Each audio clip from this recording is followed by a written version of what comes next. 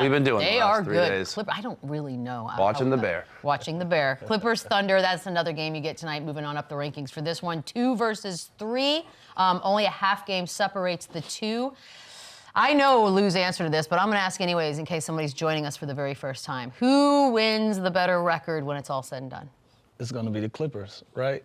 Now, you said it. I know. Yeah, coming out of the All-Star break, you're going to start seeing these veteran teams wake up. The term that's going to be used is attention to detail, and we got to play with some urgency. I think that's what you're going to start hearing these coaches spew out in their press conferences. Those are going to be 2 of the things of emphasis, and I think the Clippers understand what's at stake. Playtime is over. Coming out of the break, they're going to be ready to roll. Yeah, and depending on health, I mean, this is when rotations shorten. Everyone's role is pretty much locked in. So going forward down this home stretch, this is my job. This is what I have to do. Like you said, attention to detail, what we have to do each night against each opponent just to get the win. And so, I mean, this is a hell of a game again. We got, like you said, we have great games tonight. This is a tale of 2 different teams. This is an experienced team of the Clippers that are all guys kind of on their last leg, that are happy, that are playing very well and experienced. Last leg. I'm just saying, like this is an older team against arguably the youngest team in the NBA, who's had the hell of a year, who's got a star in SGA. So it's kind of it's 2 very deep teams, 2 well-coached teams. It's gonna be a hell of a game. I'd love to see them in the postseason. SGA, Chet, and Jalen Williams. How long before they surpass Kawhi, PG, and Harden? If you're going to say last leg. Well, see, I saw this. Historically, they have a lot of time left with the resumes those guys have. But currently, what big 3 is going to be better? I think it could be as early as next year. I think those guys are so good. They're going to continue to grow. I'm talking next year on the court productivity. Career-wise, resume-wise, they got a ways to go. We're talking about Hall of Fame careers that we're going up against this big 3. But when you're talking about the production of a regular season, it's hard not to take those 3 next year. I was going to give you that. I was going to say you can make the case that those 3 guys are better this year, based on the record. But for them to line up to these guys, they're going to need a few rings. That's what I mean. Resume-wise, it's not even close. They're going to need a couple MVPs, and they're going to have to make some real. Even for one game, I'm going with the older guys. Yeah, you know for what sure. I mean? I'm just talking about like a whole season.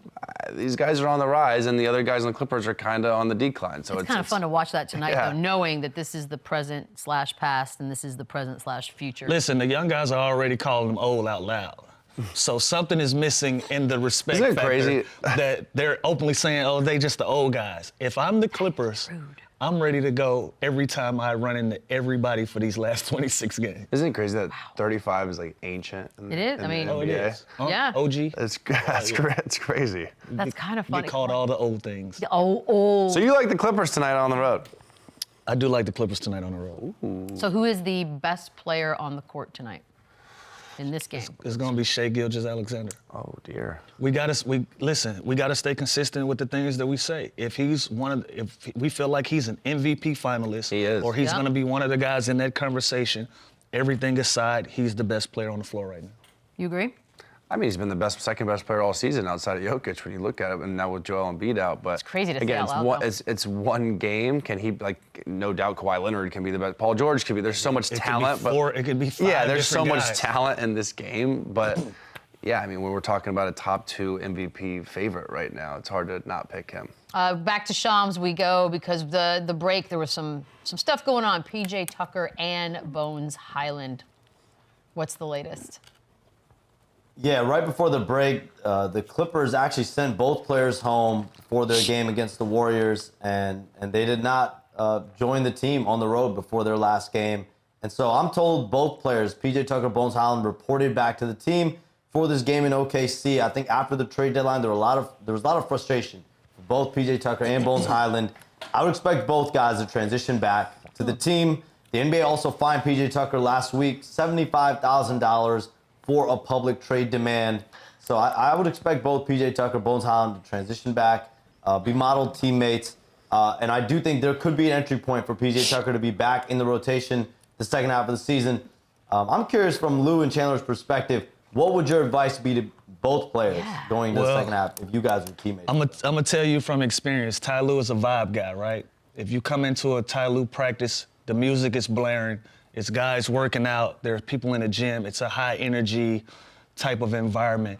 And if you come in there and your vibe is off, he's for sure gonna send you home. That's the type Okay. of coach. That's the type of coach that he is, and he's also great at communicating. Listen, the vibe off.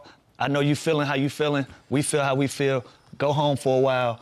We'll talk about it in a few days, and we'll get back on the same page. That's the type of person that Ty Lue is, and so I wouldn't read much into these guys being out and now coming back. But PJ Tucker's 38 years old. He's old. Well, that's He's 38. He's owed $12 million next year. He has an opportunity to take his money and chill. Instead, he still wants to compete. Give him credit for that. Bones Highland, completely different situation. He's a young guy. Yeah, I wish somebody would have told him, listen, this is not a great look for you. You still got a lot of basketball ahead of you.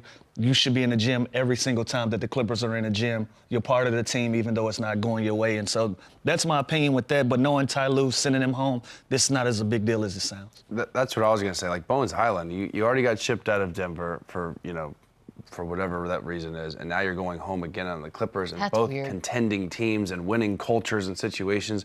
You're young, dude. You got a lot of basketball to play left. This should not be what we're talking about when it comes to a game. We should talk about how much of a bucket you are, how good you can score the ball off the bench, how you came in and saved the game in the fourth quarter.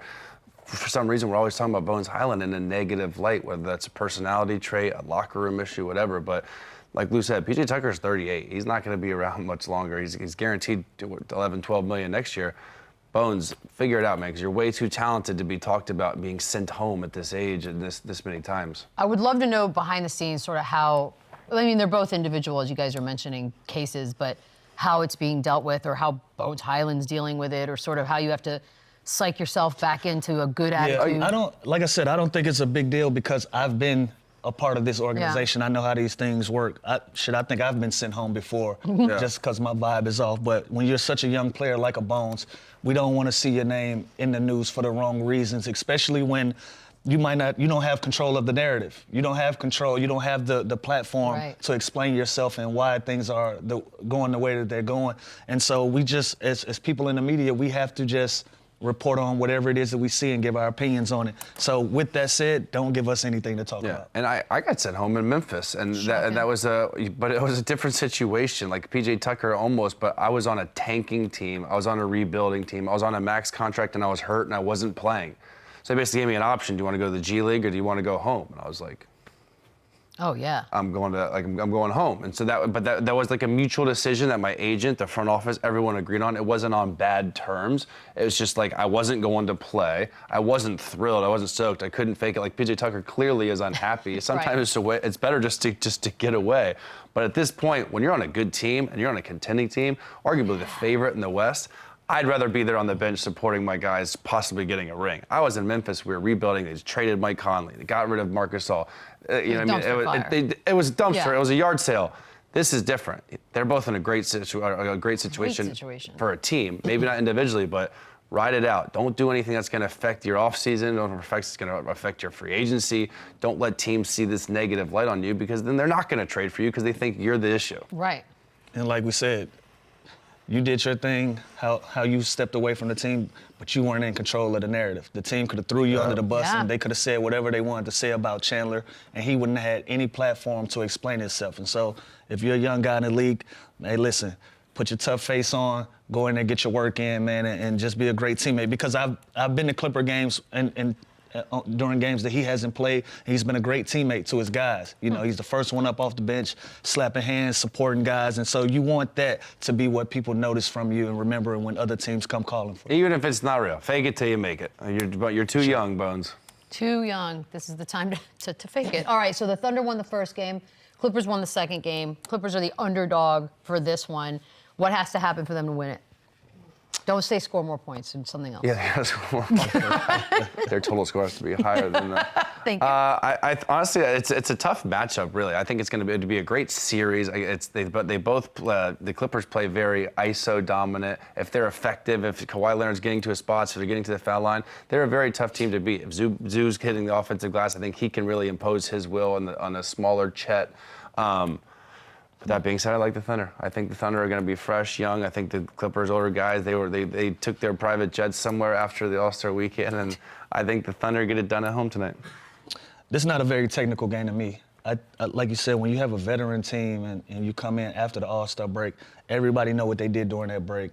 I'm pretty sure they had a really spirited practice yesterday. They're ready to go today. So I like the Clippers. Good game to watch, that one. We also